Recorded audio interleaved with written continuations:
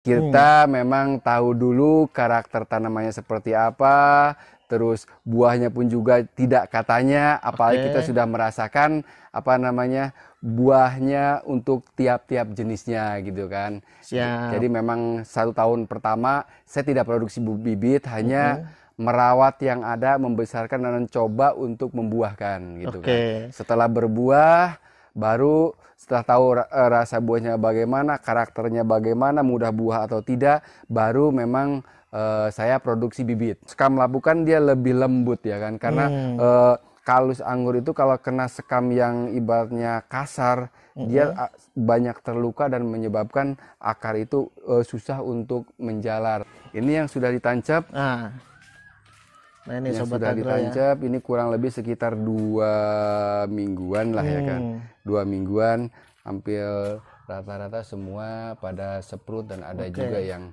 udah keluar daun.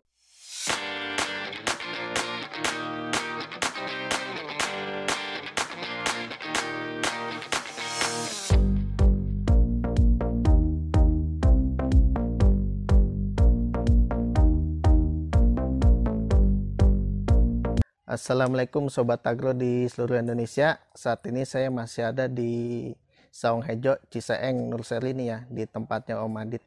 Tadi kita udah bikin 2 video nih sama Om Adit mengenai teknik memaksimalkan pembuahan anggur di tabu lampot dan teknik pemeliharaan anggur pasca panen. Nah, di video kali ini sobat agro pengen ngobrol lagi nih sama Om Adit, gimana sih cara produksi bibit anggur berkualitas ala Saung Hejo Ciseeng Nurseli. Nah, ini ada Om Aditnya nih lagi ngelawatin bibit anggurnya, langsung aja ya kita tanya-tanya nih. Assalamualaikum Om Adit. Waalaikumsalam warahmatullahi wabarakatuh. Wah, mantep banget nih Om. Lagi aktivitas apa nih Om Alhamdulillah ini Adit? lagi kita merawat momong bayi lah ibarat Wah, gitu. Momong bayi anggur bayi ya kan. anggur ya Om ya. Betul, iya iya. Di Saung Hejo ini memang rutin juga Om ya produksi bibit anggur impor ya. Ya, produksi anggur kita rutin juga Mm-mm. karena memang bibit kita itu kan udah tersebar kemana-mana. Alhamdulillah itu ya kan, udah mempercayai ke sini bibit untuk menanam anggur impor. Dan kebetulan ini kita baru usia grafting kurang lebih sekitar 2 mingguan lah. Oke, wah nih 2 minggu. Dua Pasca mingguan. grafting nih sobat Iya, agro seperti dua ini ya ukurannya. mingguan kurang lebih. Oke, jenisnya ada apa aja nih Om di Saung Hejo Om? Bibit anggur Kalau impornya. untuk jenis yang diproduksi sih kurang lebih sekitar ya 20 jenisan ada, 20 jenis ya. menyesuaikan indukan yang memang sudah saya buahkan Om. Nah, nih jadi Itu kan ada menyesuaikan bibitnya, indukan ada yang indukannya juga nih. Jadi betul. insya Allah dipastikan valid Om ya. Iya, jadi memang saya untuk indukan Mm-mm. kita buahkan dulu, Oke. setelah berbuahnya itu valid dan memang tahu karakternya bagaimana, baru kita produksi bibitnya Om. Oke. Nah, jadi itu mungkin yang pertama Om Adit ya. Tips cara produksi bibit anggur yang berkualitas itu Iya, indukannya valid. jadi Hmm. kita memang tahu dulu karakter tanamannya seperti apa, terus buahnya pun juga tidak katanya, apalagi kita Oke. sudah merasakan buahnya untuk tiap-tiap jenisnya gitu kan. Siap. Jadi memang 1 tahun pertama saya tidak produksi bibit, hanya Mm-mm. merawat yang ada, membesarkan dan mencoba untuk membuahkan gitu kan. Oke. Setelah berbuah, baru setelah tahu rasa buahnya bagaimana, karakternya bagaimana, mudah buah atau tidak, baru memang saya produksi bibit gitu kan Om. Siap. Boleh disebutkan mungkin Om Adit jenisnya apa aja sih yang ada di sini? Kalau yang ada di sini sih mungkin banyaknya, ada jenis Lipia, Akademik, Oke. Gospit, Tran juga ada, Dickson. Pokoknya rata-rata yang saya produksi bibit yang mudah Mm-mm. berbuah.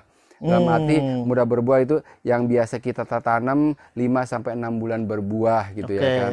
Itu yang saya perbanyak Dan karena di sini ada indukannya semua Om ya. ya semuanya memang saya tanam dulu, saya buahkan, sekarang Hmm. saat ini sudah berbuah baru, makanya saya produksi bibitnya gitu Om. Siap. Nah, proses produksinya gimana nih Om? Awalnya Om kalau di sini Om. Kalau awalnya sih, kalau memang untuk batang bawah saya kan Mm-mm. menggunakan kalau enggak ya pakai jenis-jenis lokal yang udah adaptif di Indonesia Oke. kayak Bella atau Red Master, juga kita gunakan itu. Mm-mm. Eh, bibitnya, cuttingnya itu saya peram dalam kokopit itu kurang lebih sampai 2 mingguan Om. Oke, Ya, jadi setelah jadi kalus ya kan, baru saya mulai grafting Om. siap.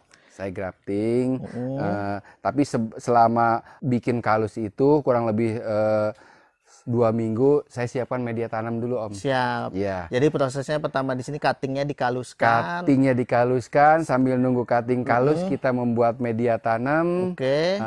Jadi biar langsung pas grafting bisa langsung tancap gitu. Nah, boleh kita lihat nih Om, media tanamnya apa aja sih Media yang dipakai di tanamnya Saung Hejo? kalau beda sih Om, media tanam untuk dasar awal itu beda dengan media tanam yang untuk pembesaran atau pembuahan. Oke.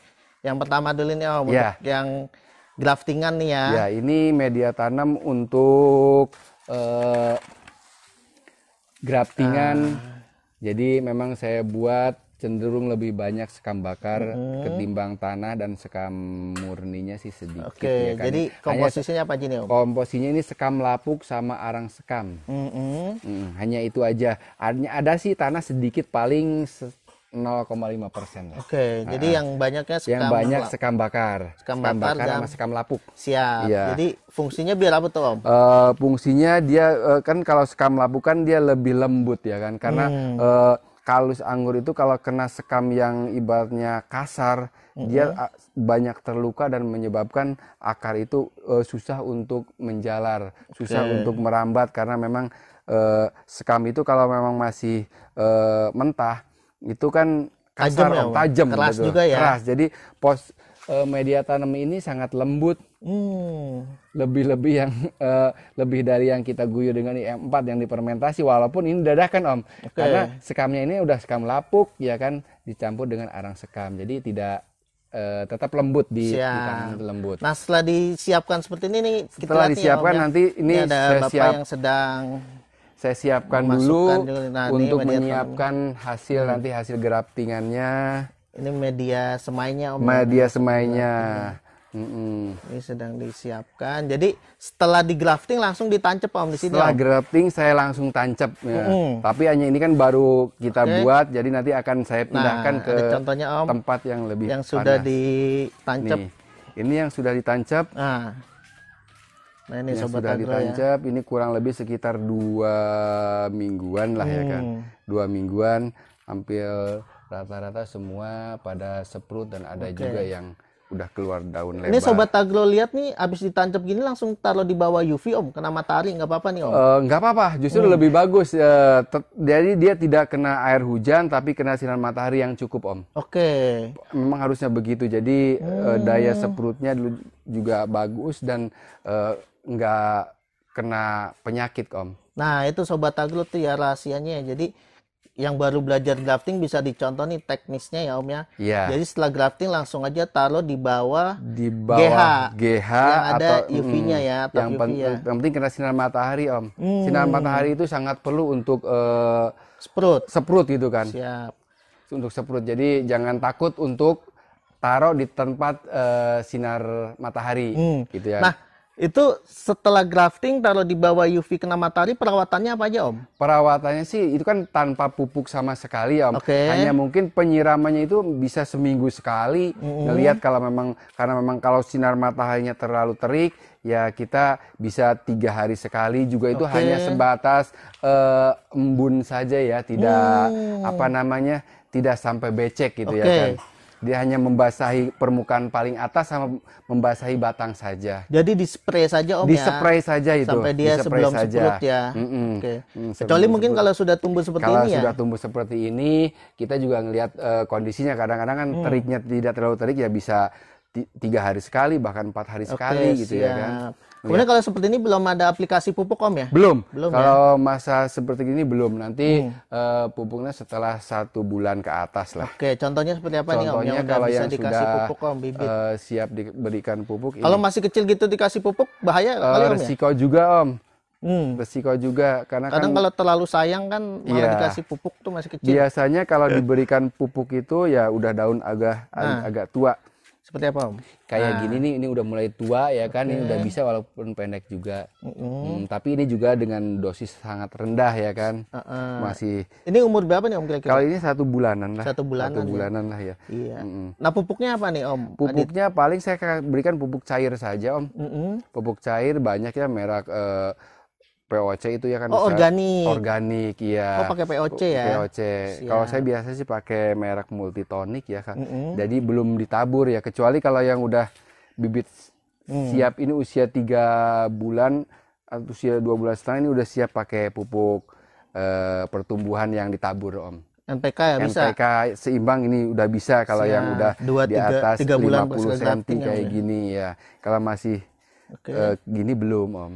Nah ini saya lihat kan kalau ini juga polybagnya udah lebih besar nih Om. Ya, lebih besar dari pindahan dari yang sini sudah padat Om. Siap. Jadi ini udah kira-kira 1 bulan setengah saya pindah biar lebih leluasa dan pertumbuhannya ya. Pertumbuhan dan pemberian pupuk lebih mudah Om. Oke, nah ini ada bedanya nggak Om media tanam yang di sini? Beda. Kalau yang masih polybag kecil kayak gini, ini kan masih dalam dari graftingan langsung di polybag kecil ini. Ya, makanya media tanamnya pun juga kan yang tadi saya katakan kan cenderung banyak lebih sekam bakar ya kan. Kalau yang sudah seperti kayak ini memang media tanamnya sudah dalam media pertumbuhan Om. Iya, jadi udah pakai sekam mentahnya juga ada ya kan. Pupuk kandang juga kadang-kadang saya berikan walaupun hanya sedikit ya kan. Untuk dasarnya sudah diberikan pupuk kandang bedanya juga. Itu Om ya, yang bedanya di itu dan ini sudah pemupukannya pun juga udah saya berikan NPK kalau yang ini. Kalau yang ini kan masih belum. Masih belum. Nah ini tinggal tunggu pembeli datang nih Om kalau ini ya, siap kirim-kirim Om ya. Siap kirim-kirim kalau memang siap untuk kirim-kirim. Nah itu baik Sobat Agro, itu tadi ya penjelasan Om Adit ya. Yang paling utama sih memang kalau di saung hijau ini kevalitan jenis bibit dari indukan yang sudah berbuah Om ya. Iya. Siap, teknisnya tadi sudah dijabarkan. Baik Om Adit, terima kasih banyak nih sekali lagi nih sudah berbagi ilmu dan pengalamannya dalam membibitkan tanaman anggur impor. Kalau ada yang mau pesen bisa kemana nih Om? Bisa hubungin aja ke klik di map saung hijau, juga ada nomor teleponnya di situ, atau memang di situ nanti juga ada nomor kontak WA juga ada. Terima kasih banyak Om Adit ya. Sama-sama. Makin sukses untuk saung hijau. Amin. Assalamualaikum warahmatullahi wabarakatuh. wabarakatuh.